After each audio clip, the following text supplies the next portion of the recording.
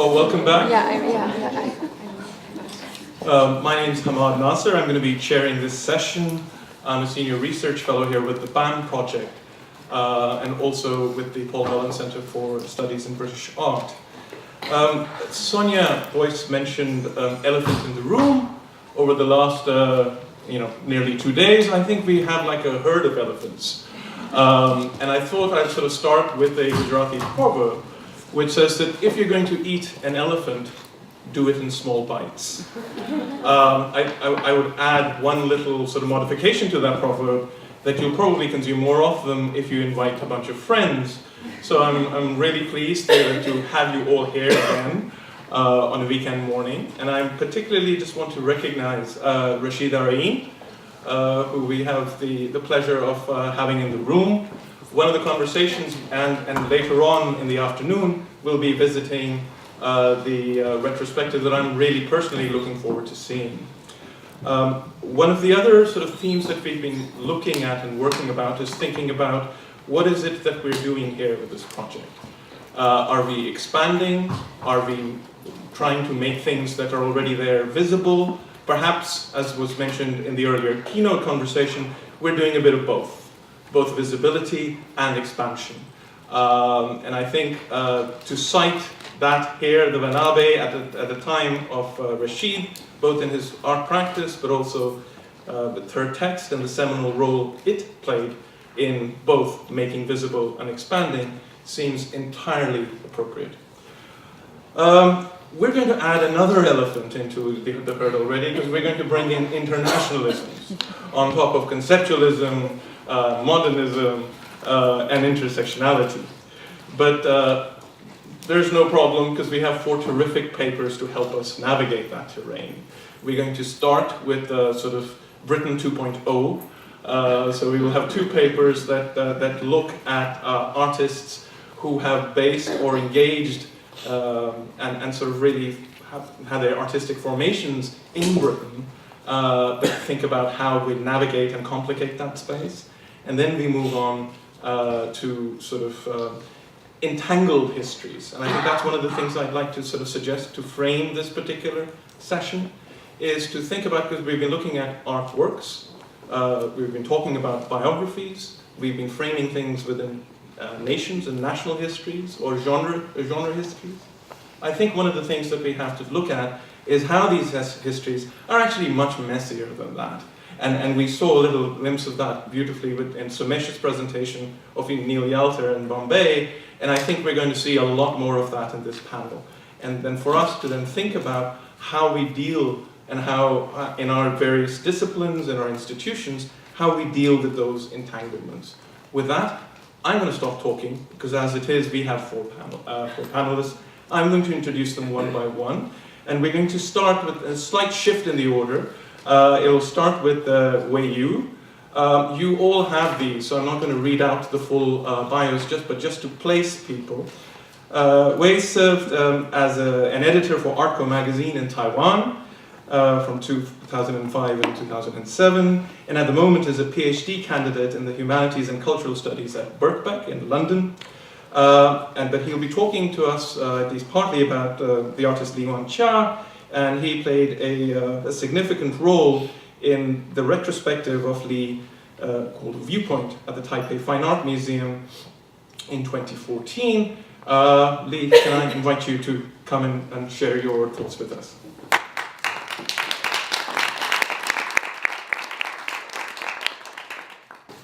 Thank you, Hammad's kind introduction. It's a great pleasure to be here.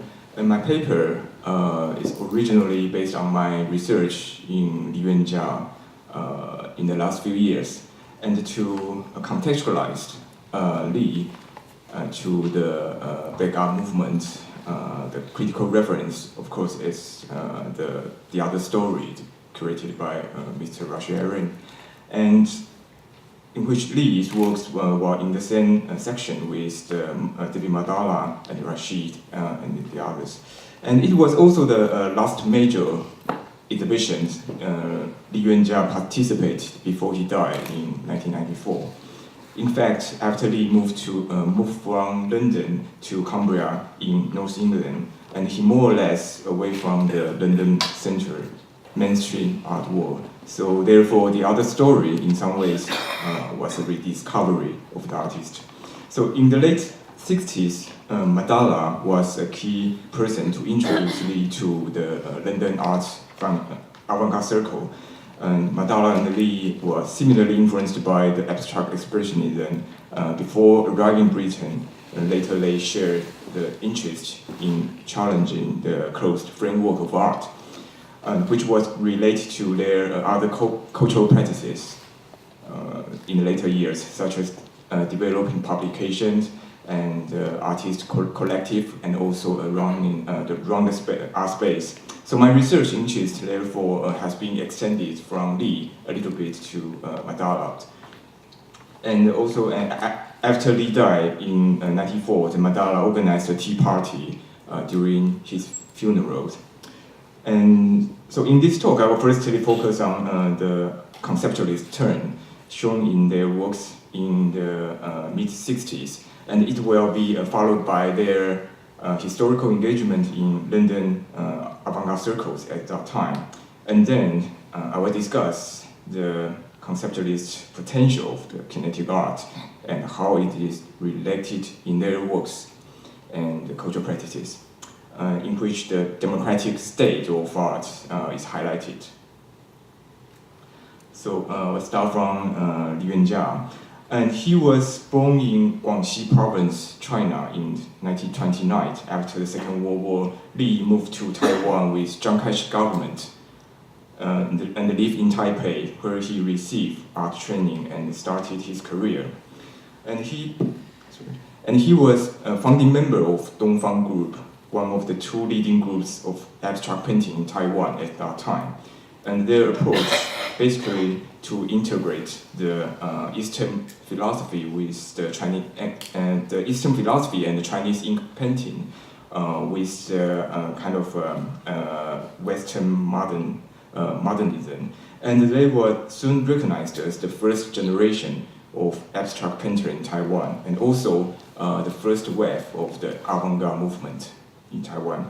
So this is a photo shows the members of Dongfang Group, in which Lee is the third from the left, and Li Zhongshen, who was the first, and their mentor Li Zhongshen is the left, and Li Zhongshen was the first artist to introduce the ideas of Western abstract painting to Taiwan. And at that time, the academic art in Taiwan was remained dominated by the figurative tradition. So Li Zhongshen could only distribute his ideas through private lecture outside academia. And this kind of spirit of outside the institution was more or less inherited in this later project at the YC Museum in later years. And some of the Dongfang Group members, including Lee, later moved to Europe in the mid-60s. And he lived in Milan and Bologna in Italy, where he co-founded another art group called Punto. During this period, he produced a great number of minimalist works using ink and paper, and they gradually moved from the abstract calligraphic line to the motif of the point. And he often painted on folding book, which was a popular format in traditional Chinese painting and calligraphy. And in those folding books, each page or panel is a standalone work, but when the center, when the entire folio opened, relationships among the panels become evident. So this format also suggests a sense of document, which has gradually fermented in his later works. And in Bologna, Lee was staying at the studio of French designer Dino Gabbina. In there, Lee could easily find a material like wood and metal sheet. He started to use those materials to make reliefs. They are mostly piecing together objects with hard edges, geometries. The traditional painting frames were seemingly disappeared and transformed into a part of the artworks. And you will notice that Li had gradually given up to put signature in the front, like his side paintings. So therefore, the nature of these works changed from an expressive medium to an art object. And now let's have a quick look about Madalla's early painting in the same period. Madalla started to make paintings between 1954 to 57 when he attended Columbia University as a special student, and had his first solo exhibition soon after returning to the Philippines. His early paintings are mainly shaped by gestural forms with some primitive appearance style and combining the figurative motifs with calligraphic symbols. And in these paintings, he usually mixed paint with sand to create a rough surface and incorporate with found objects like animal bones, leaves, birds' feathers, etc., etc. And he was the first artist in the Philippines to respond to the American expressionism. Madalla's art later shifted from painting to kinetic art after moving to Europe, staying in Paris and London. In December 1963, Medalla began work on the first smoke machine and the first bubble machine. These works reflect in his early ideas that to give a tangible form to invisible forces, to find a model which would show the transformation of matter into energy.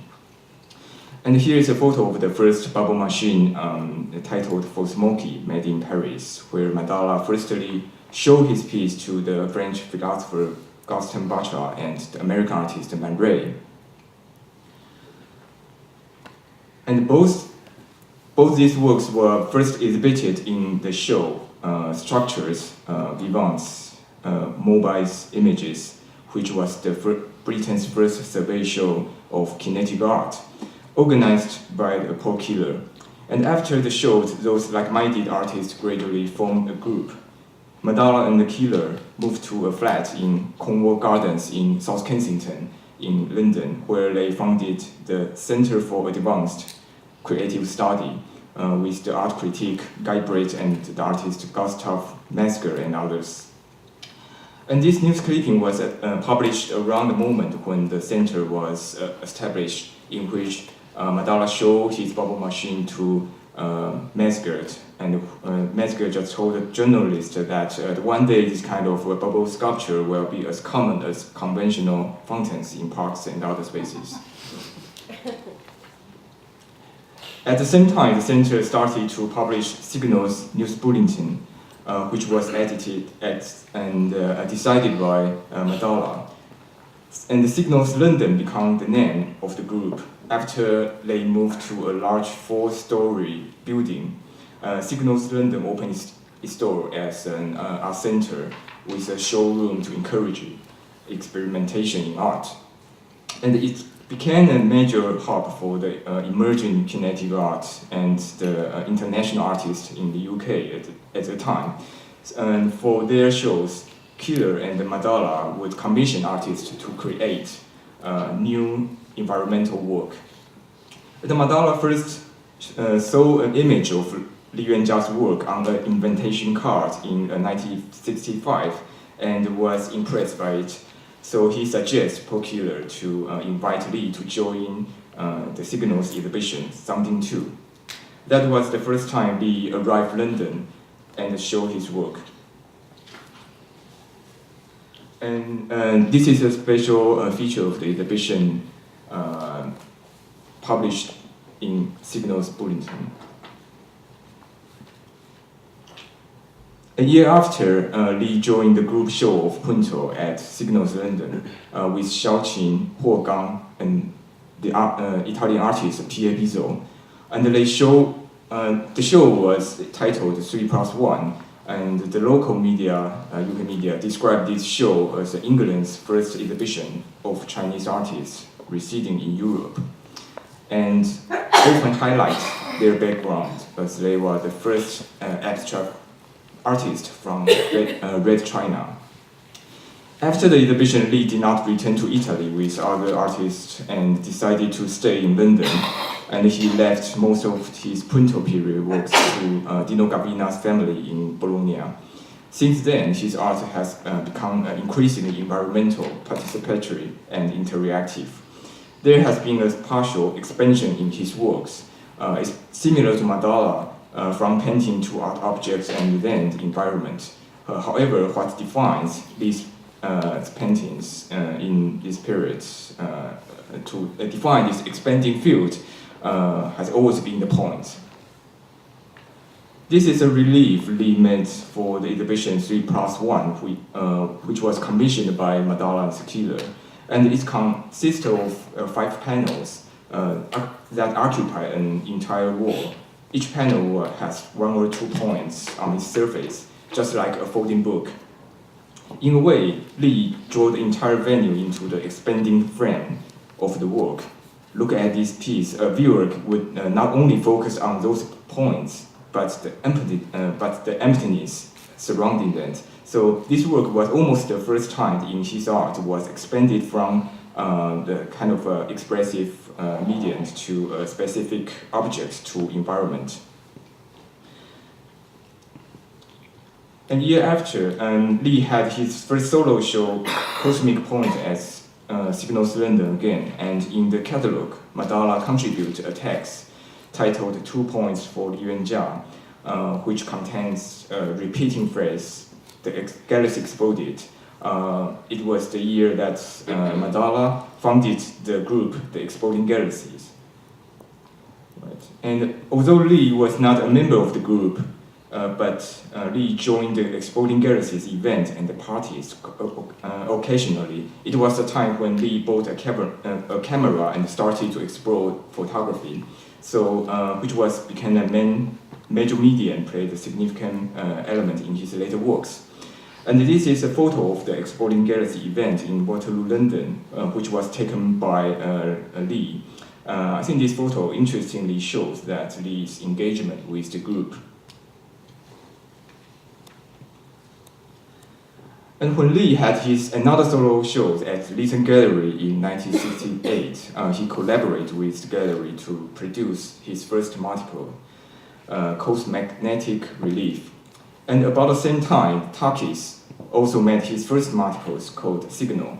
So in this news clipping, both their multiples were regarded as the first 2 examples of art multiples in the UK.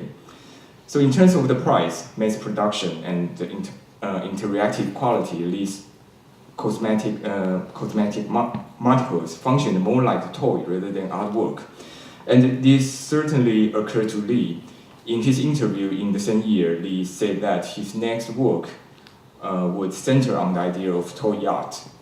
The toy art was not necessarily meant for children, but emphasis on the kinetic quality of toy, and would allow viewers to manipulate the artwork freely. And this is in 1971, Li participated in the exhibition Play Orbit, which was curated by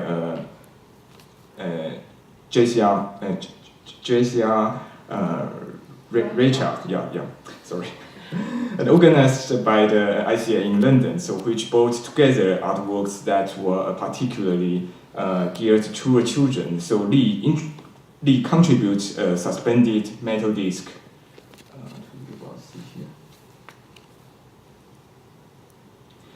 And Li contributed a suspended metal disc that included magnets with letterings, allowing audience to rearrange freely to spell words and or to indicate different meanings.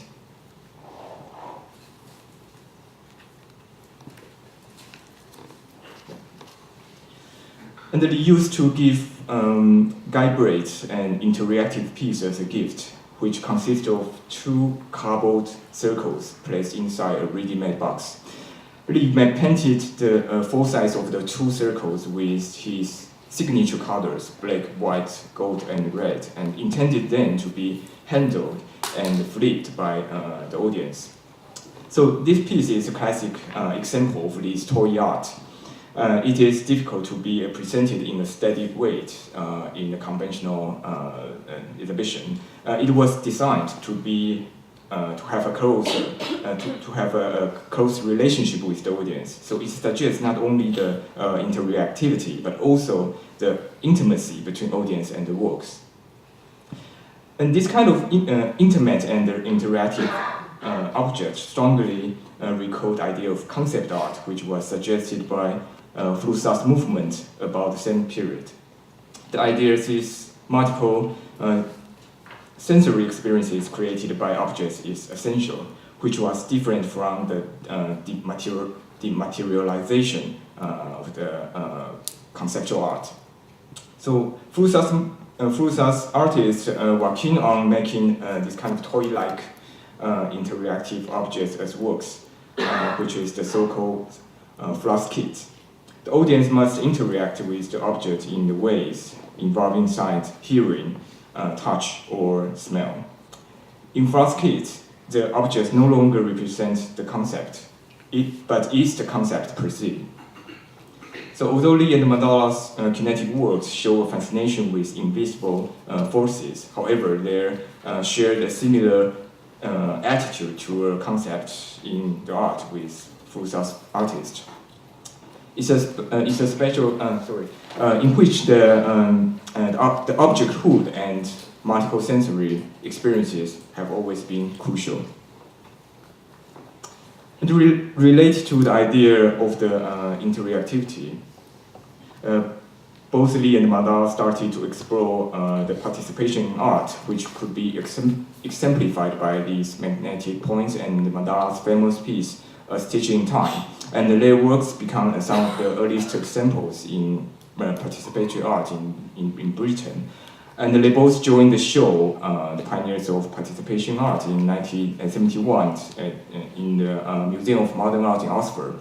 The show was regarded as the first participatory art exhibition in the UK. But it caused quite a sensation by directly challenging the will of both artists and viewers. But on the night of the opening preview, the many artists were upset with the behavior of the opening night crowd. So later they withdrawn from the exhibition. Only Li and other three artists' works remain open. So the journalist also interviewed one of the spectators, and she said, "I just don't understand what's happening. I thought it was all part of the exhibition." And so, as we have discussed, Li and Medalla's explorations during this period on the ideas of interactivity and participation provides an approach to bridge kinetic arts and conceptualism. In abstract expressionist paintings, the subjectivity of the artist is kind of justified by the result of the painted surface. So kinetic art, however, displays the process of artistic production by inviting audience to witness or to participate in the making. So the task of creating experiences is no longer dominated by the artist, but kind of by a system or a set of relationships. So in this sense, the artist is somehow demystified, and artwork is no longer a product, but more a catalyst. So this gives kinetic art a reflexive feature, and therefore it showed a conceptualist potential. So in Li's and Medalla's work, this potential was embodied in a kind of democratic state of art. From this perspective, we can also rethink about the social role of the artist. It is at this point we could recognize Li and Medalla's role as cultural practitioners in a broad sense. And I think this is perfectly exemplified by the Yuan-chia's LYC Museum. Li only stayed in London for 2 years, and in 1968, he was invited by his assistant Nick Sawyer to Cumbria in North England for Christmas. And after that, he decided to move there, near England's border with Scotland. And he bought a farmhouse from the painter Winifred Nicholson and spent 3 years on renovation and additions by himself. And it was, and the final result was a art center with a library, a studio, a dark room, a theater, and a children's art rooms. And the NYC Museum and Art Gallery opened its doors in 1972. For the following 10 years, the museum organized more than 200 events and presented the works of 330 artists. Most weekends, 4 exhibitions were running. They also established printing house, the printing house, the LYC Press, and published a total of over 100 different catalogs. All these catalogs are in the 14 centimeter squares, which became the kind of signature format of the museum. And the art room was a place that allowing children to play with toy art and make drawings. In the last few years, I joined a few research teams, and we interviewed many people who have been to the LYC. And some interviewees are now also artists, photographers, or designers. They see their childhood memories the childhood memories at LYC was significant, as they kind of encouraged to approach art. And I always think that its kind of empowerment was one of the most key spirit of the LYC. And this empowerment could be traced to the democratic state of the art shown in these later works.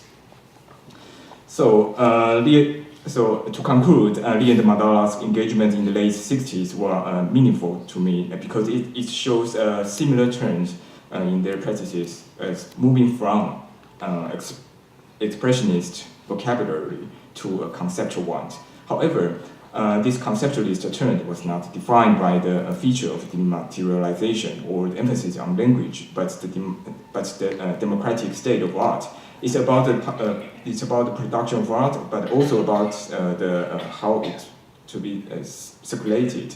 And so this democratic state is perfectly revealed in the audience participation and the idea of the multiples and the Yuan-chia's toy art.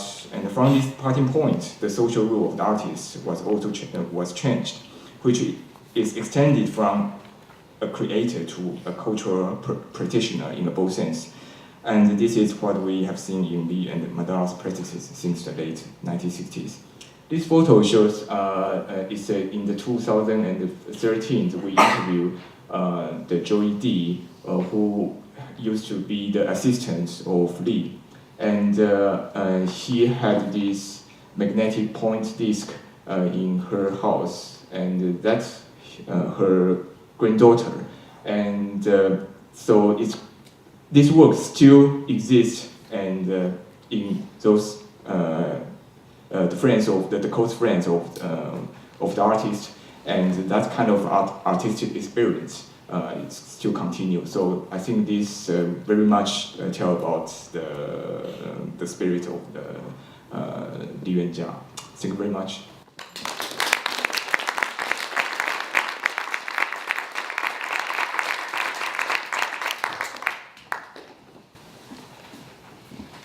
Thank you, Wei. It's a terrific paper, and it sort of brings in one other factor for us to consider, the public, which we often sort of think about. And I think just that little newspaper clipping reminded us that the public also has the potential to be unruly, just like democracies. So when we think about how we deal with them, we also have to account for unruliness and allow that space to happen. Next, the only thing we can't allow to be unruly is time. The next speaker I have the pleasure of introducing is Dr. Alice Correia, who's a research fellow in art history at the University of Salford. Earlier in the year, she was mid-career fellow at the Paul Mellon Centre for Studies in British Art on a project titled Articulating British Asian Art Histories, and she's the co-editor of the 30th anniversary special issue of her text titled Partitions, Art in South Asia. Alice, can I invite you here?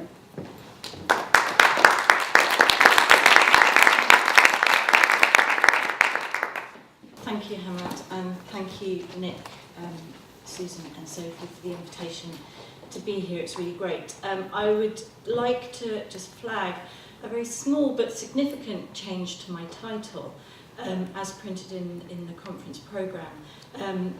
I am going to be talking today about conceptual photography and articulation of South Asian identities since the 1980s, not necessarily in the 1980s, although the discussions will, of course, that took place during that decade will, of course, inform what I'm about to say. So, a photograph of a man. The photograph depicts a man sitting on a stool at a bar. His elbow rests on the countertop and he looks almost relaxed. The two waiting staff behind him look similarly uncomfortable, hovering as though not quite knowing what to do. The photographic image is overlaid with the inside cover of a British passport. The royal coat of arms accompanies text in cursive script, which reads, Her Britannic Majesty's Secretary of State requests and requires, in the name of Her Majesty, all those when it may concern, to allow the bearer to pass freely without let or hindrance, and to afford the bearer such assistance and protection as may be necessary. Alone and perhaps unsure of the future, the artist's father, Shaila Berman's father, is pictured in the 1950s in transit on a ship between India and Britain. Between here and there, he is reliant on the assurances and insurance of his British passport. So starting from this moment in between, en route or in transit, today I would like to address the recent work of Alan D'Souza and Mohini Chandra, working from the fluid site of a global South Asian diaspora from the perspective of Britain. Both artists are deeply imbricated in narratives of Black British art and raise questions about the place of diasporas in definitions of Britishness. Throughout their respective careers, D'Souza and Chandra have been concerned with themes of belonging and the contradictions and difficulties of finding and securing a place in the world. Chandra examines how diasporas are made and the role of photography in cultural memory. D'Souza's photographs, installations and writings explore a diasporic condition that is attuned to a position of outsiderness, of never being settled. By looking at the work of these artists in tandem, D'Souza's observational photographs and Mohini Chandra's represented family archive seeks to, I think, to capture and communicate something of a physical and emotional exertion of the migrant's journey. And today I'm going to focus on two recent bodies of work, the World Series of 2010 to 11 by Alan D'Souza and Plain Views of 2012 by Chandra, and I've got examples from each series on the screen. What I hope will become clear is that in looking at the work, what we are left with is a heightened sense that arrival and settlement is bestowed, granted, or permitted, and may not be permanent. Living in transit, then, is part and parcel of a diasporic condition. But we'll start with some art history. If, as Lucy Suter has outlined, conceptual art, narrowly defined of the 1960s, refused to take photography seriously in its own terms, it's fair to argue, as Stahel has recently, that in its rejection of the modernist fetishization of the singular art object, photography during this time moved away from the notion of the auratic and the emblematic in favour of thinking about images working in relation, and whether that relation was working with other images or in relation with textual annotation. In addition, this period, the 1960s, also saw not only a growing appreciation of the vernacular or everyday street scene as ready-made art image, but also the articulation of the found photograph as a ready-made art object. All of these strategies of conceptual art, we will see, were variously deployed by D'Souza and Chandra, who are deeply knowledgeable of their photographic lineage.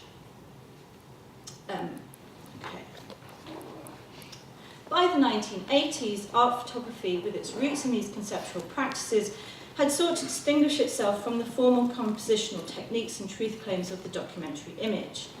During the 1970s, Victor Bergin had sought to unpick the ideological surface of the image from a particular socialist perspective, and subsequent generations of marginalised and diasporic artists in Britain took those socially engaged exemplars and expanded them into the realm of race and identity politics.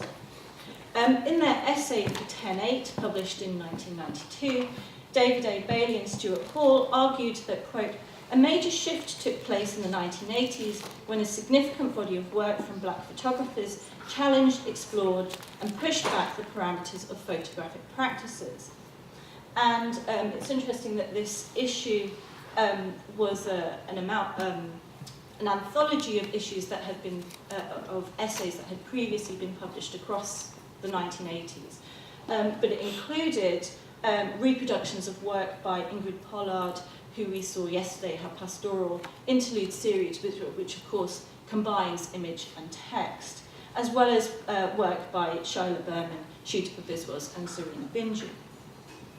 For Bailey and Hall, black photographers were challenging the documentary photograph's claim to some form of truth, objective truth, through a critical consideration of modes of spectatorship, a reflexive awareness of the complex and contradictory politics of representation, and an active pursuit of the de-essentialized black subject. And throughout the 1980s, de Souza was an active and vocal member of this black arts community that sought to engage with the politics of race and identity, and he was included in a number of important exhibitions, including the Essential Black Art, curated by Rashid Areen.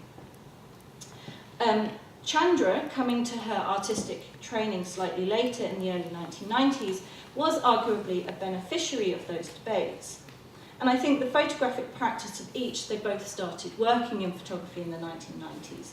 The photographic practice of each was equally informed by the shifts described by Bailey and Hall in 10.8. They engaged with the potentialities of contemporary photographic practice to pose questions about living in or with a perpetual transitory sense. Utilising a range of photographic strategies, including the presentation of everyday visual culture, everyday visual environments, Alan de Souza has utilised and captured the existing visual environment in order to prompt a renegotiation of the explicit and latent signified codes embedded within, for example, street signage, advertising, and in his Threshold series, the in-transit spaces of airports. If de Souza's banal photographs, such as those from the Threshold series, present what Marc Auger and others have described as postmodern non-spaces, taking the position of a migrant provocateur, de Souza's work shows that these sites of mobility are inherently restrictive and prohibitive of non-conforming bodies.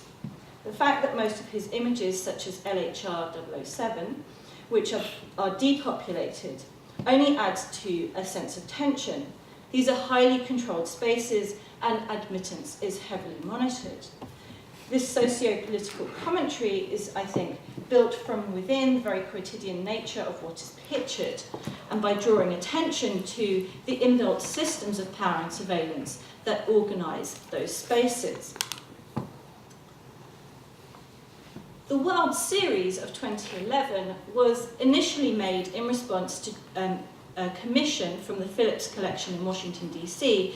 to respond to Jacob Lawrence's epic modernist narrative, The Migration Series of 1940 to 41, which charted the mass migration of African Americans from the rural South to the urban North in search of a better life during the 1920s and 30s.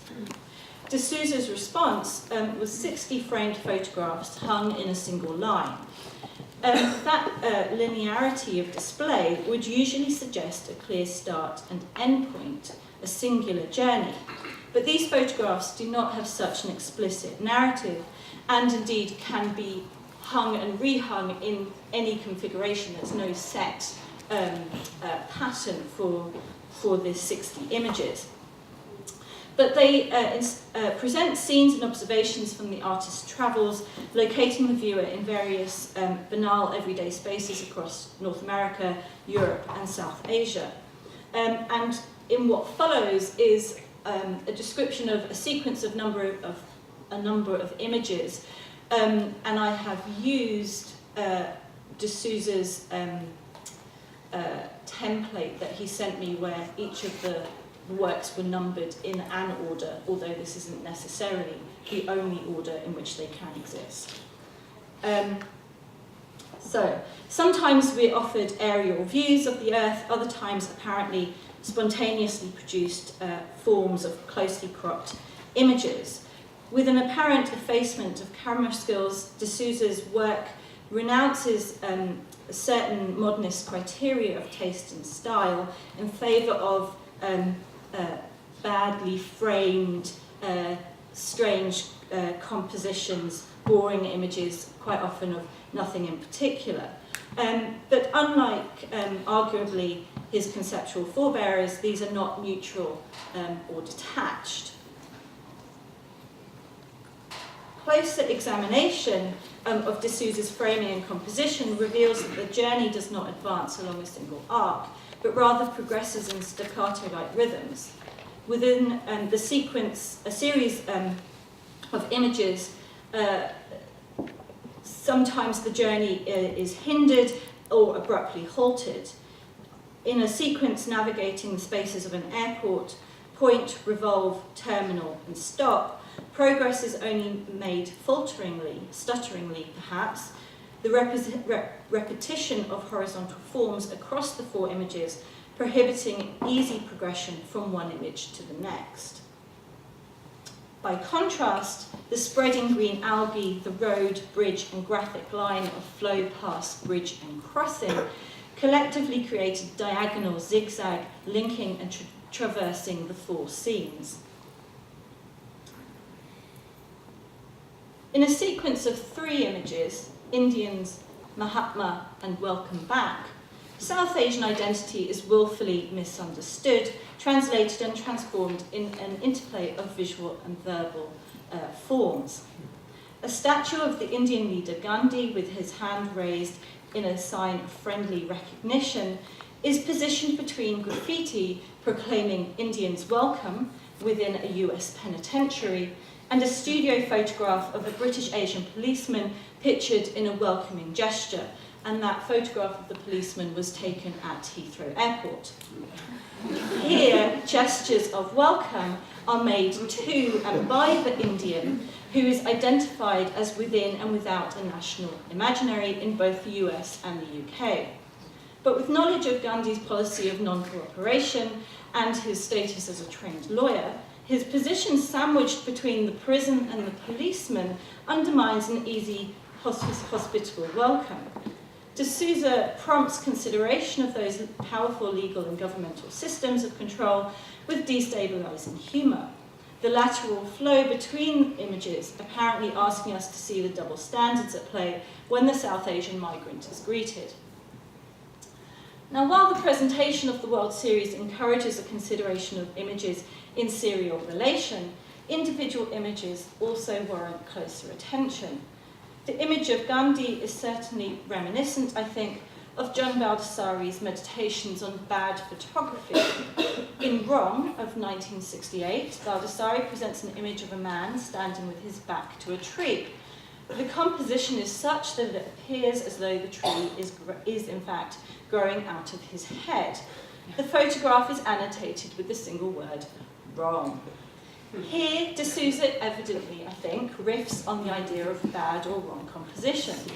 Not only is the light source positioned obliquely behind the statue, casting its face into shadow, technically this would be a bad example of how to take a photograph, but the flag of the United States, rippling on a flagpole, becomes Mahatma Gandhi's hat, and there is certainly something very wrong about that. However, in his various references to the Indian in this series, de Souza addresses the experiences of the South Asian diaspora that is continually negotiating its own identity. As someone of Goan heritage, born in Kenya, raised in London, and who now lives in the United States, he cannot, as Margot Mashida has noted, claim first-hand authentic knowledge of India, and yet, because of appearances, he is implicated in the discourses of Indianness. Likewise, Mohini Chandra has discussed her family's history as indentured labourers from India who were transported by the British to Fiji to work in sugar plantations in the late 19th and early 20th centuries. Scarce and incomplete records mean that it is unlikely that Chandra will ever know where in India her family are from, so that the continent exists as for her as what Salman Rushdie has so eloquently described as an imaginary homeland. Issues of forced colonial and post-colonial migrations and subsequent questions of belonging and how they might be articulated through the photographic object have been prescient concerns for Chandra, and much of her work has utilised and reflected upon her father's personal photographs in which his multiple migrations, which took him from Fiji, Canada, the UK and Australia, present a man in a perpetual state of transit, always here and there simultaneously. What is striking about looking at the work of D'Souza and Chandra in parallel, I think, is that they express the complexity and heterogeneity of a South Asian diaspora created by numerous historical coercive dispersals and ejections, so that identity can no longer be conceived of in terms of a single homeland, but rather exists in an arena of floating identifications, which coalesce around shared experiences of post-independence displacement, racism, or shared conception of imaginary Indias. Formed at the interstices, the in-between, their work seems to convey the experience of migration not as a journey with a start and end point, but rather as an ontological state of being. As W.J.T. Mitchell has observed, the most salient fact about migration in our time is the way it has become not a transitional passage from one place to the other, but rather a permanent condition in which people may live out their lives in limbo. In a recent conversation, Mohini Chandra has described herself as, quote, a conceptual artist working with the vernacular photograph. She's explained that discovering conceptual art as a student had a profound effect on her work, and she was able to regard the vernacular photographic object as ready-made. Album Pacifica, for example, was an installation of over 100 framed photographs sourced from family members who are located around the globe. Reconstructing, or rather constructing, this dispersed family album, Chandra mapped out a network of familial relationships, journeys, and life events, but significantly obscured full disclosure. In the installation, the photographic object is presented with the reverse side face up.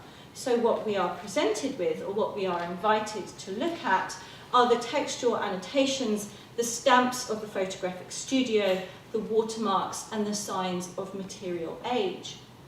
Narratives of displacement and relocation are gestured to in these material traces.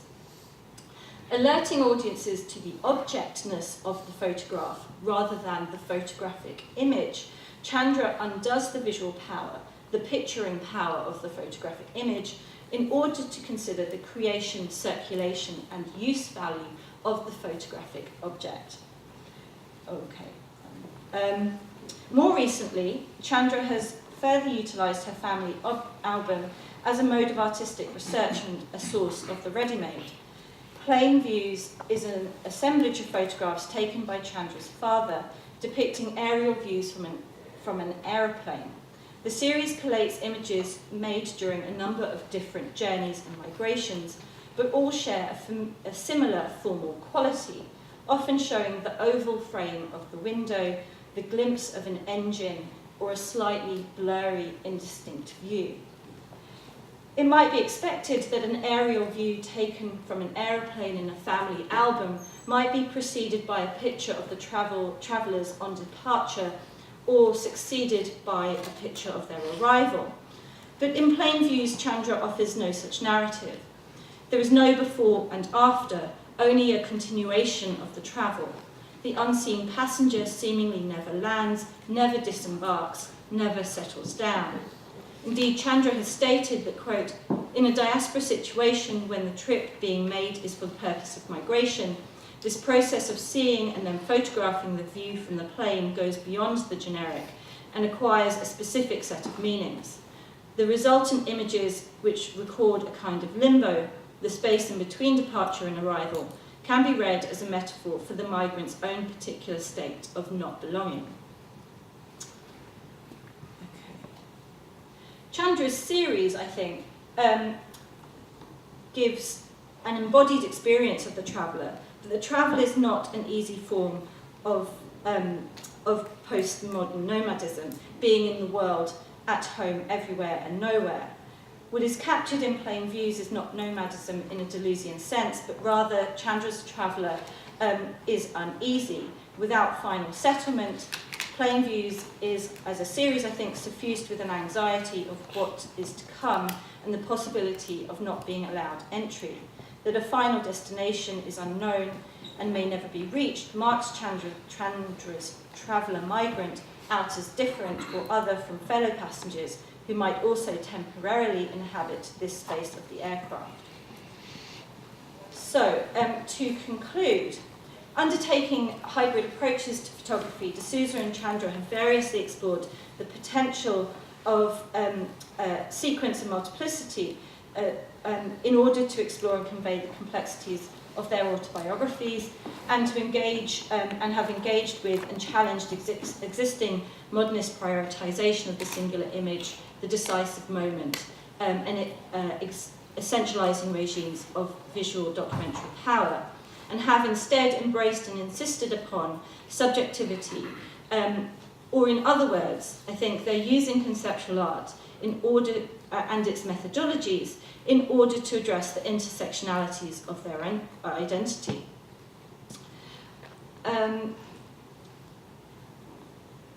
In concentrating in these in-transit sites, D'Souza and Chandra go to the heart of displacement, slippage, interruption, and alienation that stem from the conditions of human mobility, while reminding us, just as Salome Mather has, that migration is far from uniform or evenly shared, or a evenly shared experience. The work of Chandra and D'Souza reveals a shared sense of displacement, I think, of never being settled, of being alert to the possibility, indeed probability, that settlement is temporary and that another move will always be required.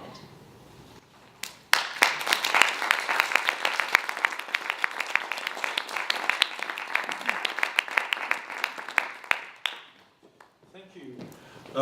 And it's had a lovely echo from yesterday's sort of Stanley Brown, at least in my head. I'm just thinking about, I wasn't familiar with Stanley Brown's sort of moving image work, and I was wondering if he was taking his steps in the plane, what would they look like? With that, I want to introduce our next speaker, Dr. Juan Albarrán, who is an assistant professor at the History and Theory of Art Department at the Autonomous University in Madrid. His latest publications include Santiago Sierra, Interviews, and Miguel Trio, Double Exposure. Juan?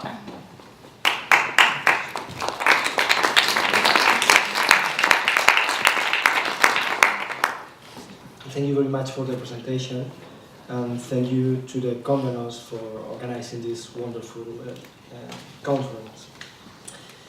So, in December 2011, the Museo Reina Sofía in Madrid opened the new display of the third and last part of its collection, From Revolt to Postmodernity.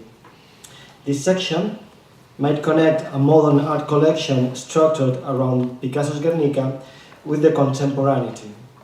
Since his arrival to the direction of the Reina Sofía in 2008, Manuel Borja Villela and his team started a deep reorganization of the collection in order to update the discourse of the museum. In this new display, that can still be visited today, conceptualism, traditionally ignored by the museum and the historiography, Spanish conceptualism, plays an important role. In the room, Art and Politics at the End of Franco's Dictatorship, The visitor could find works by Francesca Abad, Colita, Alberto Corazón, Ruth de Treball, Concha Jerez, Pere Portabella, and the collective Villeneuve.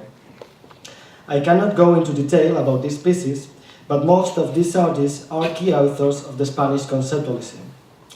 Next step, next space in the itinerary, art activism in Latin America has experienced many changes since 2011. Now, in November 2017, the display includes works by Cara, Felipe Ehrenberg, Pedro Lemebel, Carlos Lepe, Juan Carlos Romero, and Sergio Ceballos. It is significant that the term conceptualism does not appear in the titles, in the captions, or in the brochures of these two spaces. Maybe this is because the museum wants to distance itself from the conventional art labels that sustain Western art history. Nevertheless, we can affirm that the referred artist can be inscribed in those global conceptualism that in dictatorial context became political tools to resist and shed light on the repression of the state.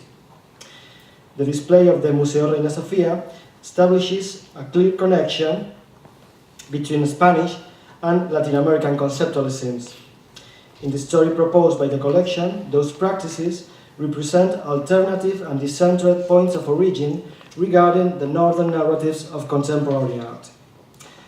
I'm going to analyze the contiguities between Spain and Latin America as a strategy to insert Spanish conceptual art in the international art scene, but also as a way to reconsider the political objectives of the museum in our society through the incorporation of colonial issues in its agenda.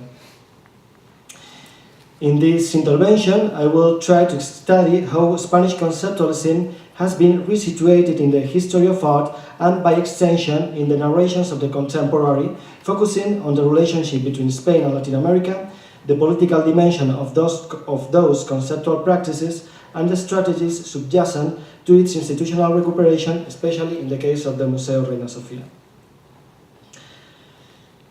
The bond that links Spanish and Latin American conceptualism has a long history.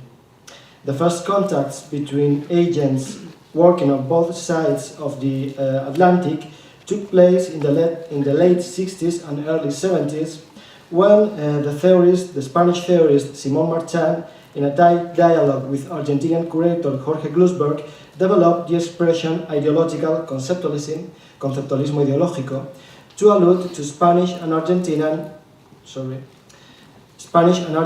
politicized and dematerialized practices. In Marchán's book, ideological conceptualism is not a pure productive force, but a social one. In some ways, Northern conceptual art could be mainly cult, rational, linguistic, while Southern conceptualism could tend to be warm, poor, poetical, less analytical, and usually more politicized. I quote Marchán: Spain and Argentina are two examples of what a pure conceptualism could consider as a degenerate version of himself, especially if one considers concrete works. In Argentina, there has been talk about ideological conceptualism applied to diverse practices. However, this tendency is not unique to these countries. It also exists in isolated authors of developed countries, such as Guerrilla Art Action Group in the United States or Klaus Steig and Jochen Gertz in Germany. End of quote. The formulation ideological conceptualism could be considered a re-elaboration of some ideas by Glusberg. The ideological dimension of conceptual art was outlined in the show Towards a Latin American Profile of Art, created by Glusberg in 1972. For him, I quote Glusberg, the art as idea represented in this exhibition is indicative of a revolutionary opacity opposed to the dishonest consciousness of ideologies. End of quote. Glusberg conceived an opaque conceptual art that tried to denounce the transparency of the dominant ideology. In this sense, Argentinian conceptualism was not exactly ideological, but counter-ideological, opposed to the dominant ideology produced by the media. This label, the label Ideological Conceptualism, had an unforeseen critical success during the 90s thanks to the work by the Puerto Rican curator Mari Carmen Ramirez. She recovered it in the catalogue of the exhibition Latin American Artists of the 20th Century, organized by the MoMA and curated by Waldo Rasmussen in the context of the 1992 Universal Exposition in Seville. Ramirez established a clear and direct connection between Latin American conceptualism and political projects that fought against dictatorship. And doing so, she was contributing to widen the gap between the northern conceptual art, linguistic, hegemonic, and the southern one, ideological, peripheral. A few years later, Ramirez curated the Latin American section of global conceptualism. In her opinion, there would have been three elements that differentiated Latin American conceptualism from the Anglo-Saxon one: its ethical and ideological profile, a critical recovery of the object, and the research in the field of communication. As we are going to see, this political dimension of Southern conceptualism will be integrated in the narratives of Spanish contemporary art, and, with some nuances, will be an important reference for a new institutional program.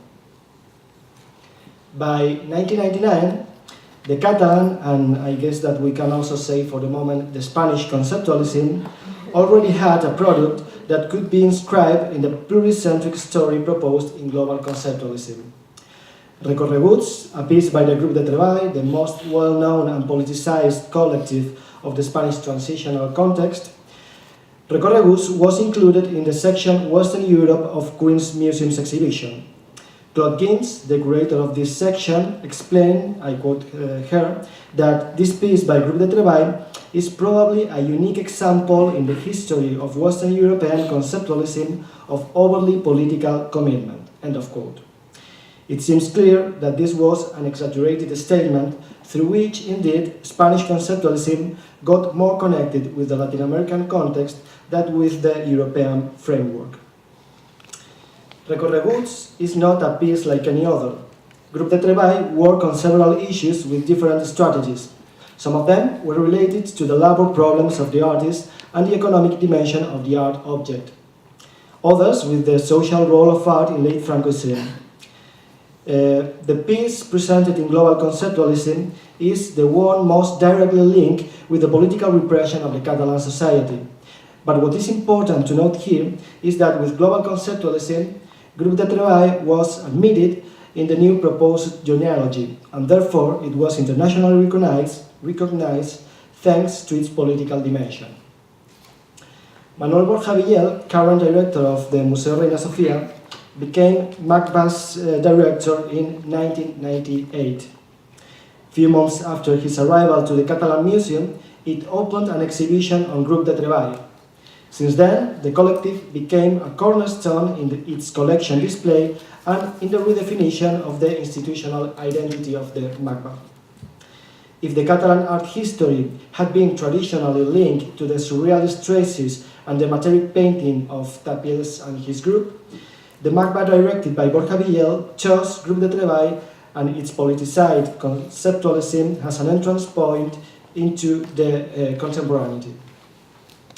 In his stage at MACBA, Borja Villel tried to participate actively in the construction of a new institutionalism, or new institutionality as the museum preferred to call it, a project that involved some contemporary art institutions in the early 21st century. In this framework, MACBA tried to rethink its goals in dialogue with social agents, especially in regard to the, at that time, rising anti-globalization fights. This strategy was supported by an intense program of public activities that may complement the exhibitions and the presentations of the collection. The will of opening up to society and the commitment with protest movements and activists needed some key historical references as pillars for a new narrative, and the Group de Treball was one of them. The group is related with the fight against dictatorship, the collectivization of authorship, the working class solidarity, the construction of democracy, and the institutional critique, but also with the defeat of the leftist utopia by neoliberalism in the early 80s. This utopia could be recovered in the 90s by agents that pursued the radicalization of democracy in and around the institution. According to Borja Villel, I quote him from a recent interview, art history is a space where a political battle takes place. The historiographical narratives, although based on realities, act like fictions. The narratives that you construct as an historian, mediated by the institution, are utterances with effects on the present reality and also modify the collective perception of the past. End of quote. From this perspective, the recuperation of Groupe de Travail put into circulation a political legacy that could be reclaimed by activists who were collaborating with the museum at that time and needed a genealogy where they could inscribe their practices. In October 2007, a new platform came to add more elements to this genealogy and to reinforce the relationships with Latin America. The Red de Conceptualismos del Sur, Southern Conceptualism Network, was created in October 2007 and describes itself as an international platform for collective undertakings, thinking and political positioning. So, it pretends to be a political lobby and not only a research project. The Red de Conceptualismos del Sur has been an important interlocutor in the construction of the institutional project. Today, other modernities as new seats for a different contemporaneity may imply a re-evaluation of the Spanish modernity, if such a thing existed, and specifically the role of the local avant-garde in art history. We cannot forget that some Spaniards, Picasso, Dalí, Miró, were central authors in Paris avant-garde, heroes of modern art. But in Spanish territory, an avant-garde scene comparable to those existing in other European contexts did not exist. At the same time, the very few avant-garde experiences developed in the 30s, in times of the Second Republic, were persecuted and dismantled during the early Franquism in the 40s. In different ways, the Guernica highlight of the Reina Sofia collection embodied all those issues. It's important to note that the concept of avant-garde, vanguardia, lay at the heart of the Spanish artistic debates in the 60s and 70s during the rise of conceptualism. Those contextual aspects, the relationship with the Spanish avant-garde of the 20s and 30s, and the evolution of the very concept of avant-garde in the 70s, could be really productive to understand the meanings of modernity, conceptualism, and the contemporary in Spain. And in my opinion, these problems have not been addressed by the Reina Sofia in the recuperation of Spanish conceptualism. A second blind spot in the presentation of the conceptualism in its collection is related to the Spanish colonial past. The colonial exploitation of the Americas by the Crown of Castile, by Spain, since the 16th century has been revisited in the exhibition Principio Potosí in 2010. But it is not present in the collection. The colonial relationship with America ended a long time ago. However, the colonial domination in Guinea and Western Sahara remained till 1968 and 1975. There exist some conceptual works that criticize the colonial policies in late Franquism, especially in Western Sahara. For example, this piece by the collective from Madrid, La Familia Apies, of this other piece by another Catalan collective, ADAC. I cannot say a word about that now. These works on the decolonization of Africa have not been considered by the Reina Sofia, although the Battle of Algiers, the film by Gillo Pontecorvo on the decolonization of French Algeria, opens the final stretch of its collection. The will of reading Spanish conceptualism in relation to the Latin American one could explain in part why the museum prefers to concentrate on the dictatorship link that connected both contexts, forgetting the recent Spanish colonialism in Africa. Additionally, we might keep in mind that the Spanish government, that funds the museum, could not assume a direct critique of this colonial past. A past fact that this is still very present if we consider that Guinea has a cruel dictatorship and Sahara is still occupied by Morocco after a failed decolonization process. An important part of the Spanish society is still not really sensitive with its colonial history. The colonial problems are not in the political agenda, and I am afraid that the public institutions would have serious problems if they try to force a debate on this topic. This project for a southern museum, for Museos del Sur, has to deal with its location in a state where the government and also part of the voters tries to be part of a normative north. Thank you very much.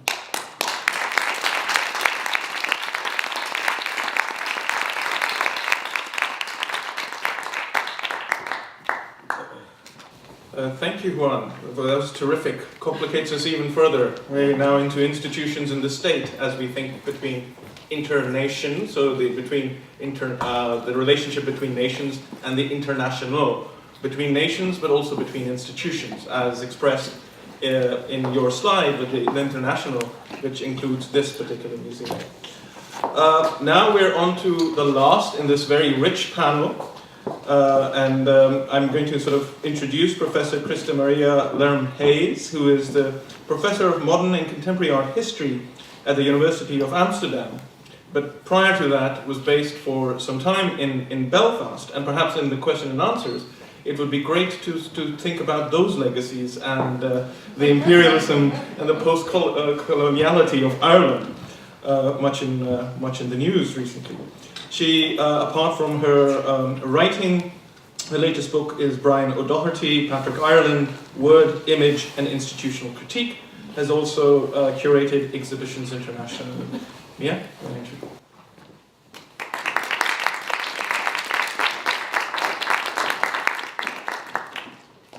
Thank you so much. An Irish accent is all you're getting for the moment. A big thank you to the conveners and the organizers. It's a pleasure to be here.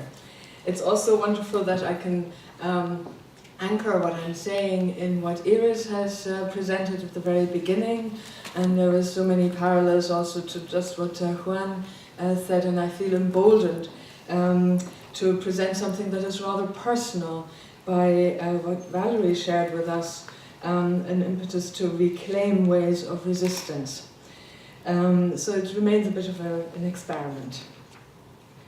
In 2011, the Dr. Martin Luther King Jr. Memorial was unveiled in Washington by President Barack Obama, and Lai Yixin from China had been chosen to create it. Victor Margolin has incisively and in a successively more and more pain-inducing way listed the many, many things that are wrong with this memorial. Lai Yixin's experience as a creator of Chairman Mao statues contradicts the narrative of Dr. King's life. Sculpture based on the tenets of social realism was adopted by authoritarian leaders around the world. The point of being with the people rather than above them was missed. The Dr. King Memorial conveys anything but humility. The choice of a black artist would have had metaphorical significance in that a major issue of black history is the earlier exclusion of black workers from good jobs, as well as the exclusion of black artists from the art world. The white stone and its Chinese origins are all, of course, mentioned, but what makes the memorial most problematic in Margolin's words is the inability of the Martin Luther King Jr. National Memorial Project Foundation to understand the parameters within which its meaning is and will continue to be determined. A major advance, and I continue quoting Margolin, in art history is the recognition that formalism alone does not determine a work's meaning, but that the totality of meaning depends on a relation between the work's appearance and the conditions of its production. All the factors that in this case contradict the spirit of Martin Luther King's life and what he fought for. What would have been a more appropriate or aesthetic or artistic approach? This likely neither. Has such work been developed elsewhere in line with Dr. King's legacy following his I Have a Dream speech in 1964 and his assassination in 1968. I can, of course, not do justice here to the many movement-specific contexts that made up and still constitute liberation theologies, and I changed my title to indicate the plural there also. They all interpret the life of Jesus Christ as focused on the poor and bind their early, not as yet institutionalized Christian impetus with their community's experience of persecution and struggle for civil and human rights. Liberation theologies have their origin in Central and South American countries, a Catholic context. Black theology, or Black liberation theology, draws inspiration from Martin Luther King and Malcolm X. Our focus is currently Europe, and using my Eastern European material, my notion of blackness will have to be a political one. In the countries behind the Iron Curtain, one found a generally religion-adverse Marxist public sphere, where religious belief was considered as the opium of the people and substituted with secular rituals linked to the party. The Eastern Bloc had abstained from signing the UN's Universal Declaration of Human Rights in 1948, but joined the Helsinki Accord in 1975, which enshrined the human rights of freedom of thought, conscience, religion, and belief. Maintaining a facade of enabling human dignity better than in the West, one did not want to flout certain rights too overtly. Differences existed, of course, between Eastern and Central European countries. I will cite Poland and the GDR as examples. The Catholic Church had preserved the Polish language and culture while the country historically did not exist, and had thus achieved strong emotional ties among the broad population, vastly enhanced by Karol Wojtyła's accession to the papal throne as John Paul II in 1978, which was followed by much church building. With its strong ties to Rome, the Catholic Church in Poland was institution and did not overtly criticize the system. Individual priests such as Stefan Cardinal Wyszynski clearly expressed liberation theological views and suffered for it. And the ascent of Solidarność was able to profit from international models in the fight for democracy. In East Germany, the Protestant, that is Lutheran Church, statistically they're predominant, had in the past largely succumbed to the Hitler regime's wishes. Two pastors stand for notable church-led resistance in the post-war public imagination. Martin Niemöller, who formulated the famous lines beginning with "First they came for the socialists," where at the end there was nobody to speak up for him when they came to arrest him.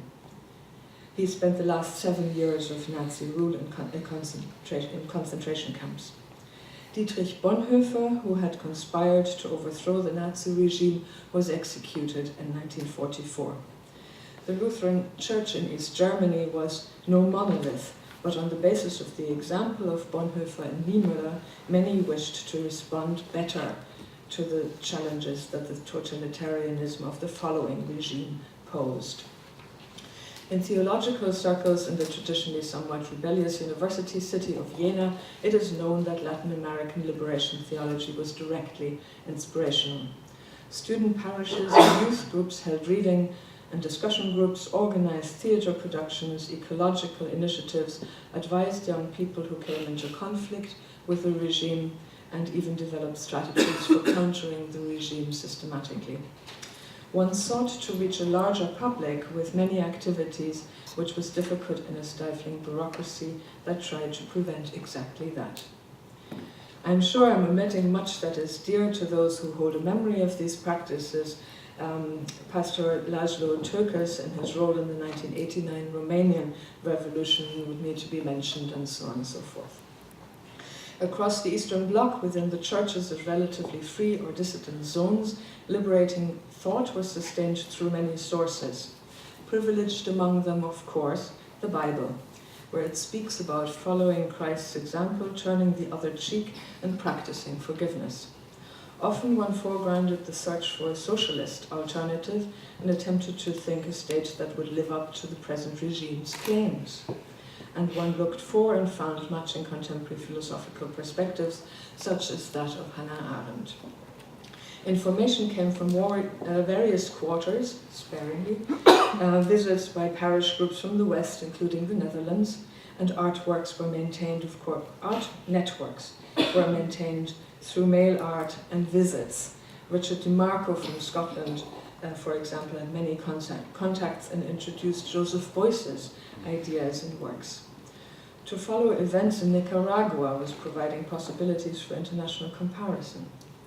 Marx, with his Umwertung der Werte, re-evaluation, was discussed in other than official interpretations. Lenin and Rosa Luxemburg were read against the state-sanctioned grain. In Rosa Luxemburg's case, this had a very clear anti-colonial element too. Stasi prison, however, waited for those choosing the wrong quotation for a banner, such as Luxemburg's "Freedom is the freedom of those who think differently," that is, dissent. Books such as George Orwell's 1984 were immediately understood as relevant, as were the plays of Samuel Beckett when, for example, performed in Warsaw, stories of Franz Kafka on life under stifling bureaucratic conditions. James Joyce's attention to the lives of ordinary people seen through a mythical macrocosmic lens and foregrounding the reader's own active participation through an open work or allegorical, obliquely effective strategy, all this was certainly attractive. I am arguing here that there were a number of elements in the art and thinking that these dissident spaces enabled across the Eastern Bloc that, in my view, contributed to the Velvet or Peaceful Revolution of 1989. Firstly, dissidents needed a cultural means, a center that would allow them not just to be defined ex negativo through their opposition to a specific violently oppressive regime.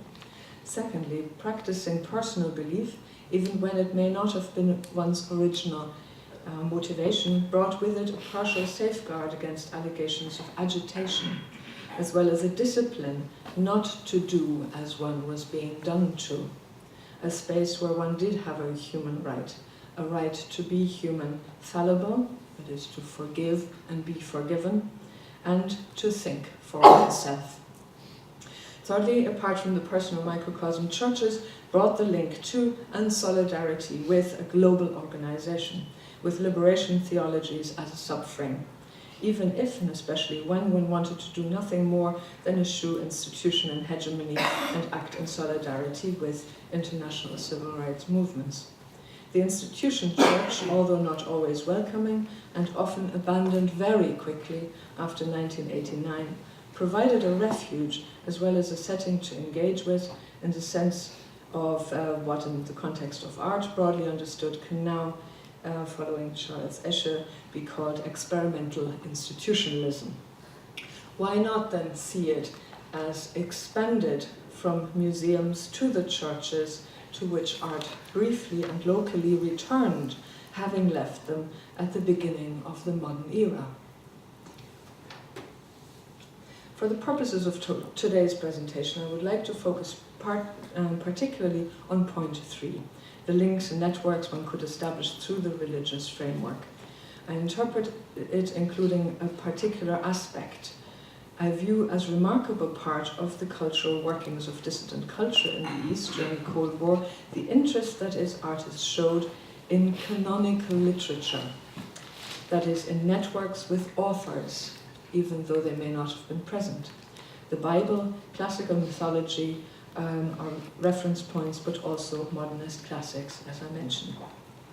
Books were much used status symbols as well, giving access to other worlds to escape to in one's mind, a partial substitute for the kind of education one could not access, and, when canonical, an insurance that one was engaging with larger debates than in the narrow geographical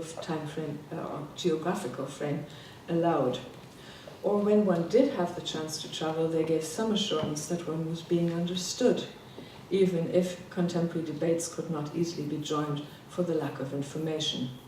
One, of course, tried to mischievously also misunderstand and read differently what went under canonical literature.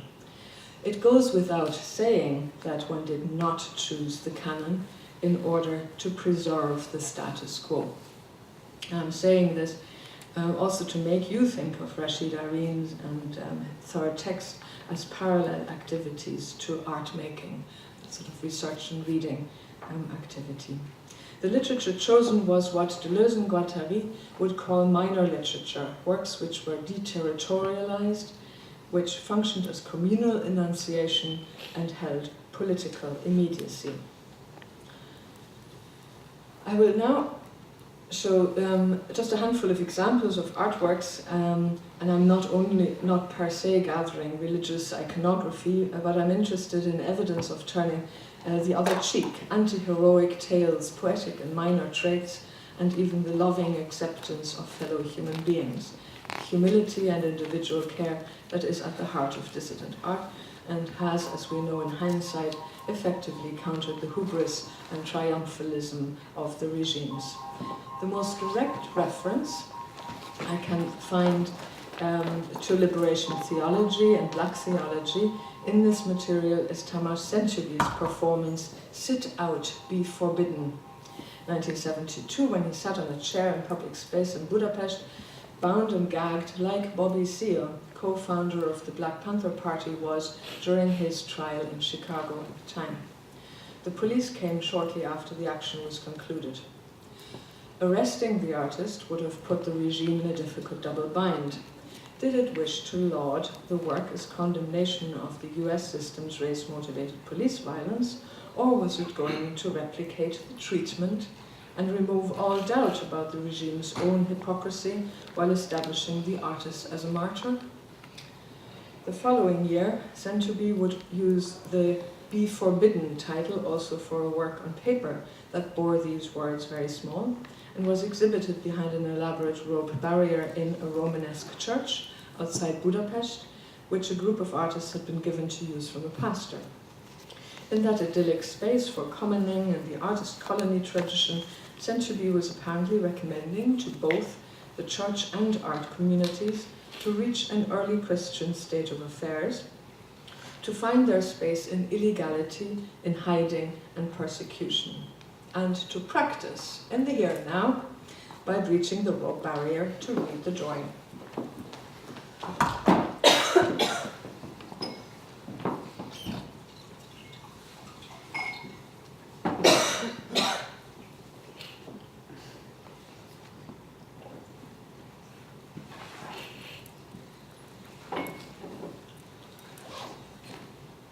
The work that got Sentugi, Saint Obi, he sometimes uses a saintly form of his name, the work that made him stateless, forced out of the country, was his by now well-known film Centaur, 1973-5, which shows working people's lives as prescribed, that is, condition of camera use, but then dubs it over with a soundtrack of disarming the irreverent, critical but utterly dry and normal comments put into the protagonist's mouth.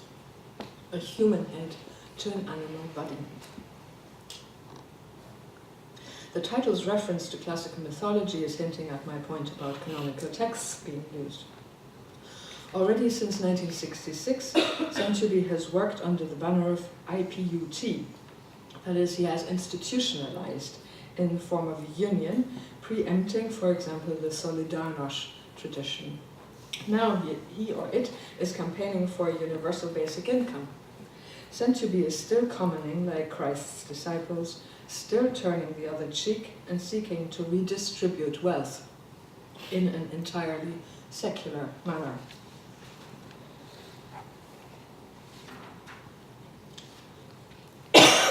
Identification of artists with Jesus Christ are a romantic topos, and far from rare in art. From behind the Iron Curtain, this mostly, maybe apart from Marina Abramovich's Rhythm No. 5, took on a less heroic dimension than is usually the case. Gilbert shows crudely nailed together wooden altars and crosses. In his sculptures and as a shy individual, his fragile naked body acting out ephemeral rituals among audiences, often in churches. Dorota Jareka writes, what seems as a contestation of the modernist gallery space in the West seemed just a touch imposed on Poland, or in Poland. Those who wanted independence in the 1980s were pretty much limited to a church or a factory. But I argue that artists started with that also a bit earlier, and that the material, as you see, that I'm using shows this in other ways than just forced. Miroslav Balka is one of the artists who would be an example for this. His remembrance of the First Holy Communion, his degree showpiece, echoes Polish societal values sensitively as a matter of the heart. But the work is also a document of his own struggle with Catholic orthodoxy, as he told me, to be understood as an outcome of his reading not only of the Bible, but of James Joyce's portrait of the artist as a young man. This reading, and in due course his reception of Joseph Beuys's work, led him to work in a broadly conceptual, sculptural way, which nevertheless has anchors in the senses. Joyce's portrait had contained the protagonist, Stephen Daedalus's memory of wetting the bed, first warm, then cold. Balka developed this in his works with electrically heated elements, or as here, a holy water font, spouting whiskey and stinking, actually reeking. Sofia Kolik concluded the artistic collaboration with her partner Przemysław Kwik under the name Kwikulik in 1987, stating she wanted to be no guinea pig but a missionary. What kind of missionary Kwikulik wanted their son to be in the mid-70s was clear. As a baby he was, ironically of course, envisaged to have digested and deposited on diapers a great deal of canonical literature. After 1989, Kulik presents herself a fellow artist model of various items such as bullets in the tracery of windows in the international Gothic style. Crime shapes into an ornament. So I'm saying that very soon after 1989, Christian iconography related again, one could say, to the mostly Catholic Church as hegemonic entity to be commented on very critically and in a visual language that departs from conceptualism, and where the possibility to align with global liberation theology seems forgotten. Another example is Cornelia Schleimer, after some Stasi file-related work. She created these paintings. So but I don't want to leave our areas of interest in this way, where the different legibility of objects that I referred to quickly disappears. So I'll give you a final example of an Eastern European work that is even conceptual in a narrower sense. So it began with Gostomski, an artist associated with the Foksal Gallery in Warsaw, in Pascal's Triangle, 1973, shows an international conceptual aesthetic, but does what would have been atypical in the West. He literally quotes James Joyce's Ulysses in the work. That book was passed around clandestinely in artistic circles. And the message here is, interestingly, to point to normal and dirty Eastern Bloc industry, the slag heaps for mining we just saw, but through Pascal's triangle from mathematics and the Ulysses quote, to insist on connections. We are, I quote, neither the first nor last, nor only or alone, end quote, as it says in the work, echoing Joyce in an Eastern European voice. Some canonical texts were thus identified as having a potentially liberating effect in a part of the world that did feel isolated, and where one, of course, was being told that one lived under the regime to end all. Canonical status ensured a transculturally relevant discourse and could also function as both an uncomfortable, albeit relatively safe, source, just like mathematics. What interests me about Gostomski's work is also that it remarkably clearly develops out of the triangle or pyramid, the symbol for hierarchy, a sense of the individual's connectedness, something that I can't but call a rhizomatic existence on 1,000 plateaus, which also literally echoes minor quotes, includes the minor literature. This is so similar to Deleuze and Guattari that I'm amazed that this could exist 2 years before their Kafka book proposing their concept of subversively minor literature. To approach a conclusion, in the context of the former West project and publication in which the vanabbemuseum was involved, Nancy Adajania has spoken about tactical quietude. Maybe one could say a conceptual tactical quietude that does not fetishize or instrumentalize politics, but displays what she calls an ecumene, an attitude where the world is inhabited as home, where otherness is not erased, but the world is made more inhabitable. During the Cold War years, without any hope of leaving one's country, making that more inhabitable may have made the regime survive longer, indeed. I remember as a child helping with a shovel people from the parish to make a dangerous bend in the road less dangerous, a challenge to which the regime had not risen over considerable time. Humble, often collective actions of resilience and sustainability also showed up the state apparatuses loudly proclaimed claims of incessant success as hollow and ridiculous, and the regime itself as less and less necessary. One had learned to help one another, created a commons, if you will, in addition to artworks that did not take on too much material form either, but said things indirectly, poetically. I prefer the notion of an ecumene to Clara Kemp-Welch's term anti-politics as prevailing sentiment among Central European artists. In Clara Kemp-Welch's very thoroughly researched books, from which some of my images came. These conceptual uncertainties are arguably to do with our changed understanding of politics. Kemp-Welch seems to use anti-politics in terms of anti-regime or an issuing of overt political statements or ideological affiliation, which in the Eastern Bloc would certainly have brought about recriminations. Jacques Rancière's notion of art being a form of dissensus and a deep, inextricable connectedness between art and politics seem to suit this context well, and that is not surprising, as Rancière's understandings owe much to Friedrich Schiller. Not only is our present concept of art as a whole, and especially conceptual art at that, still based on the ideas of Jena Romanticism, as Peter Osborne has shown, that thinking is also what was available to the artists, theologians, and multidisciplinary dissidents, cultural producers who I have in mind. Schiller and the Jena Romantics belonged to the uncensorable canon. Literature read with local pride for the many liberating minor elements to be found there. If that literature stood at the beginning of the modern, joined in the esteem of artists behind the Iron Curtain by that timeless and often oppressive classic, the Bible, and avant-garde literature, I think we can, for the purposes of this conference, say that there are elements of modernism, or better, the avant-garde, that have systematically countered modernity as a chauvinistic, colonizing, violently oppressive force. With a view to the Cold War, it would be ahistorical to consider our social practices as we understand them today, in which Claire Bishop has very briefly considered as owing to a Christian, a Protestant ethos, as something new in the 1990s.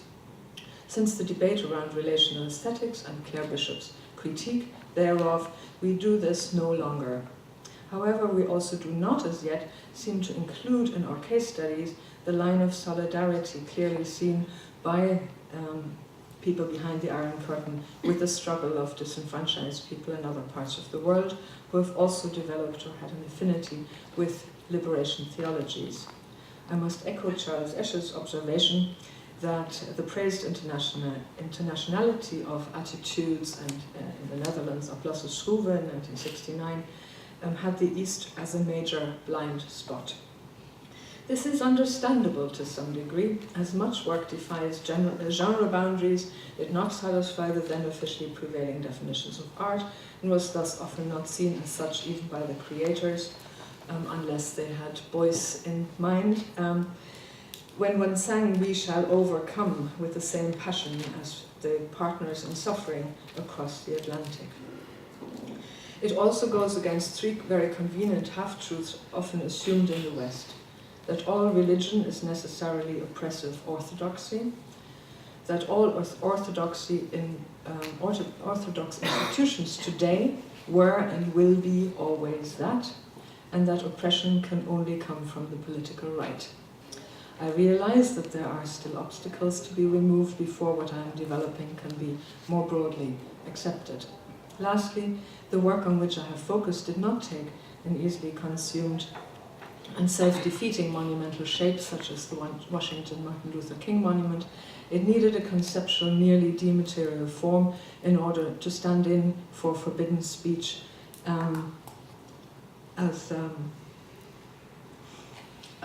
avoiding creating incriminating evidence, and to be consistent with its own humble, conceptual and performative ethos.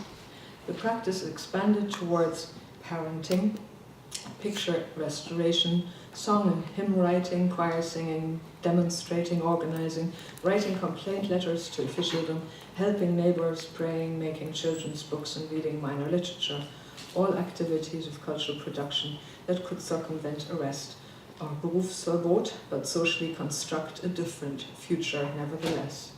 This successful work can, in my view, best be approached by not only expanding our concepts of art, as Beuys has done, but also of politics, as Ancière and Chantal Mouffe have done, and in the current context of theologies, to include their liberating, often also ecumenical and secular variants, acknowledging, for example, Martin Luther King's inspiration by Gandhi as a politician. Maybe artistic statements that show a liberating theological sensibility look different today. How well the Bible still works as a nuisance could be seen at Documenta 14 in Kassel. Olu Ogwibe chose a Bible quote, "I was a stranger and you took me in." The provocation has been seen and countered with an AFD lawsuit for the sculpture's removal. Right-wing xenophobes are now fighting against what formally is a colonial marker, and they are they're closing off for themselves the path of seeking the authority of the Bible. I am much reminded of Tamás Zentubi's work on Bobby Seale. Or it could take the shape of Tania Bruguera petitioning the Vatican to issue passports to refugees.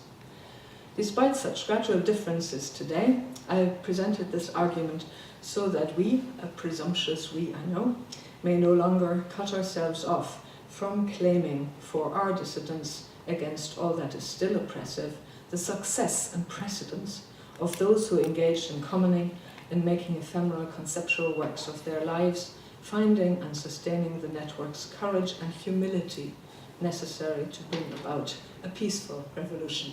Thank you.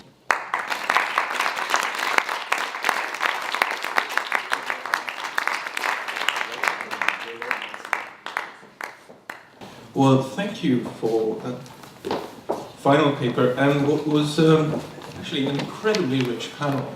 So I'm going to start firstly with some housekeeping. So this is going to go on till 1:45, so we have about 15 minutes.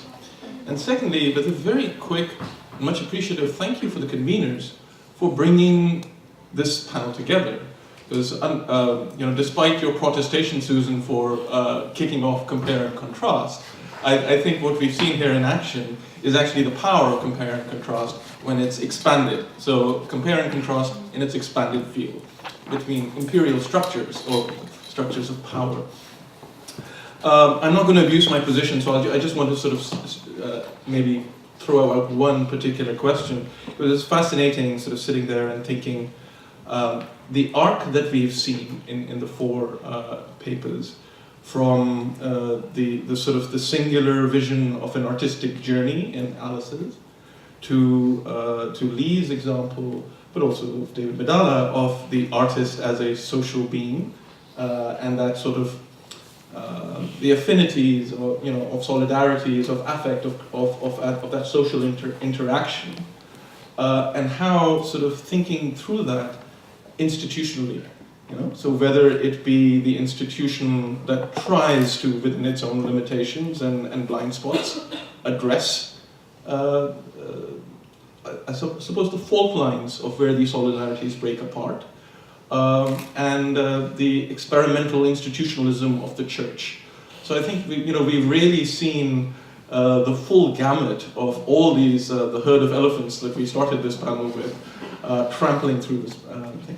And I wonder if I could ask each of you to just think about that trajectory from your own vantage point.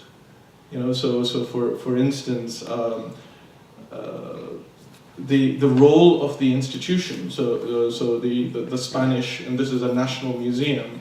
And if we think about the example of the artists that you both presented on, so Alan and Mohini, and which institutions where will incorporate their stories and for what purpose? Or with Yuan-chia, of course, a fascinating figure we were talking about earlier, where there are these, I suppose, an ongoing project in Taiwan to sort of position him as this father figure of abstract and conceptual art in Taiwan, a place he left in 1962 and never went back, and the sort of, I suppose, the Lee-shaped hole that still exists in accounts of British art history or conceptual art in Britain. So, Lee, Rashid, David Medalla, they're all absent in this exhibition at Tate Britain of conceptual art in Britain. So I think that that distinction of the needing to bring that institution in, I think is really sort of epitomized by the papers in this panel. And maybe I just wanted to sort of start with some reflections in any order, and hopefully that's given enough time for people to gather their questions. Does anybody want to start? I could say something. When traditional art history was an art history of the victors, just like monuments in cities and so forth being monuments of victors by definition, I think we're seeing as a collateral of the marginalizations of museums and universities in public life, the fact that actually those two places find a community. Let us galvanize around them and write what Gregory Chalette calls dark matter art history, or art history of the dark matter of art that doesn't sort of see the high prices of gallery sales and auctions. In my case, when I started to do research in 2004, 2005, I am quite old. At that moment, nobody in Spain knows nothing about Spanish conceptual art. There were no investigations about that. Nowadays, Spanish conceptual art in the collection of the Reina Sofía, which is, I think, a successful international paradigm for a new museum.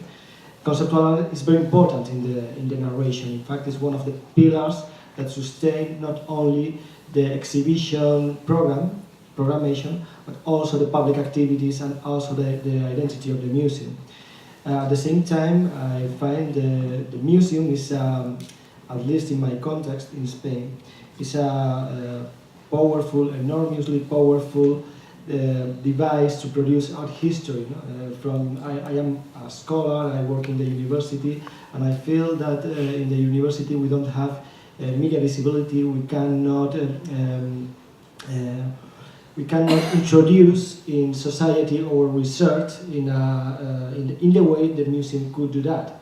So for me, at least, it's very interesting for the moment to get a strategic dialogue with the museum, and at the same time, I think that the museum also needs a critical point of view from the university, an independent point of view. Well, what I think is important to flag in terms of Alan de Souza's World Series was that it was commissioned by Phillips Collection in direct response to the Jacob Lawrence series. And so that institution was seeking to actively engage with themes of movement and travel, and to think about those issues in a contemporary moment from a multicultural perspective, in the US. What I think is interesting in de Souza's approach to that project, however, was that he did not, or he refused to take a direct narrative in the way that Lawrence's series provides a very particular story.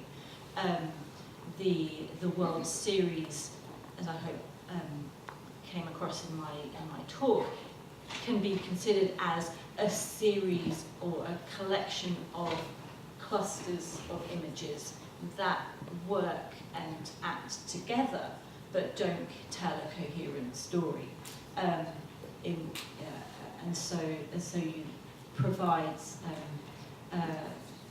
an institute provides or rather problematizes the neat narratives that are presented within the institution. In terms of Chandra, her work has been exhibited in institutions quite often in the context of South Asian identity politics and the positioning of a global South Asian diaspora. But interestingly, Plain Views has never been exhibited, and currently exists as a series of objects in her studio. So there has been no institutional engagement with that series of work.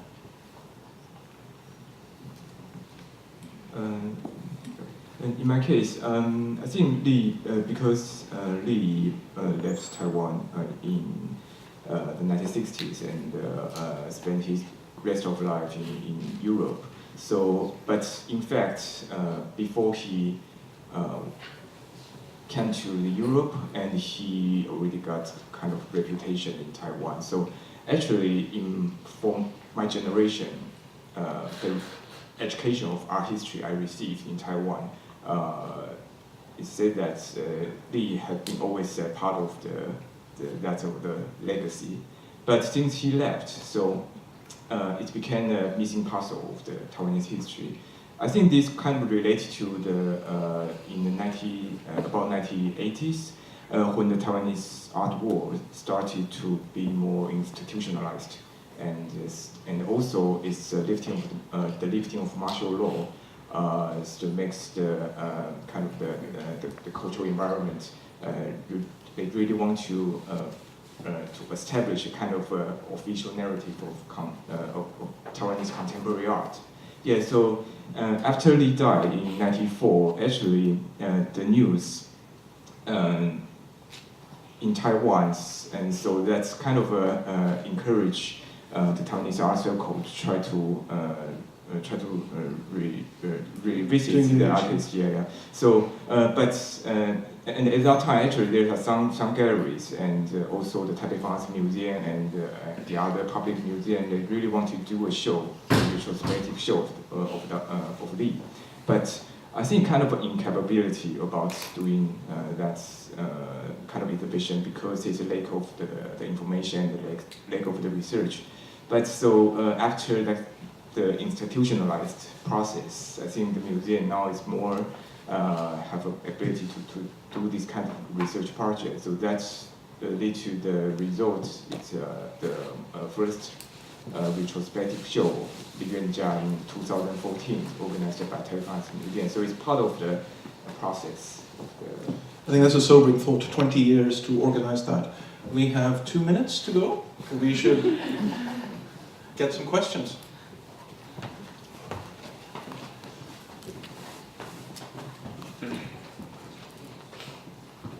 Yeah, first of all, thank you very much for that really great papers. I was thinking, because it was about institutions and power structures, and I was thinking and you were asking after my talk about these egos of the maps, and I think that's in this context very, very crucial, because I remember in this sort of context of subversive practices that there's a text by Edith Andrasch, for example, that says that figures like Laszlo Beke, who were very powerful I mean, they were part of that conceptual movement during the dictatorship in Hungary, during the communist regime in Hungary. But it is, and he's very important in digging out all these positions. But at a certain moment, he starts to be the kind of gatekeeper. So that actually there was a very clear critique that actually nobody beyond a certain set of people like Xantiobi or Miklós Erdély or Gila Power could somehow appear on the map. And there was a discussion also with Groupe de Tebal, who had that in a certain period that position in Spain when it was about the conceptualism in Spain that has shifted now. But I see, what I wanted to say is that it's really important to within this re-evaluation and re-reading of these contexts and maps, that there's always the dangers that new kind of exclusions start to appear. There was this, I mean, and I think the one important thing that the conceptualism of the South came together was that people and researchers were complaining that you had some figures like Lygia Clark and Otichika, and they were appearing all the time, and what they are trying to do is to dig out and to present their context of working, so that, yeah, I just want to say that I think that is a very important aspect to keep in mind. Thank you for that. Shall we just gather a couple more comments, so in case we can't address them, we can pick them. Any more? They're speechless. So, maybe I can respond to that also. Of course, it's a natural thing that people who are involved in something important then will want to institutionalize that particular memory. Also, Brian O'Doherty, with whom it was absolutely a joy to work, but when I tried to write about conceptualist art in Ireland, he really thought that was impossible because only his clique in New York did it, you know. But he's 90 now, and I think the time is beginning to write revisionist art histories also.